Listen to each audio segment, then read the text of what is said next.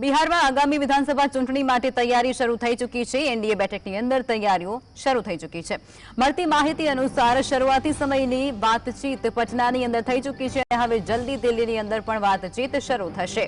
લોકસભા ચૂંટણીના ફોર્મ્યુલા અનુસાર એનડીએની સહયોગી પાર્ટીમાં ટિકિટની વહેંચણી થવાની આશા છે। લોકસભાની અંદર ભાજપે 17, જેડીયુ 16 અને એલજેપીની 5 અને તેમજ રાષ્ટ્રીય લોક મોરચાને એક બેઠક પર ચૂંટણી લડી હતી।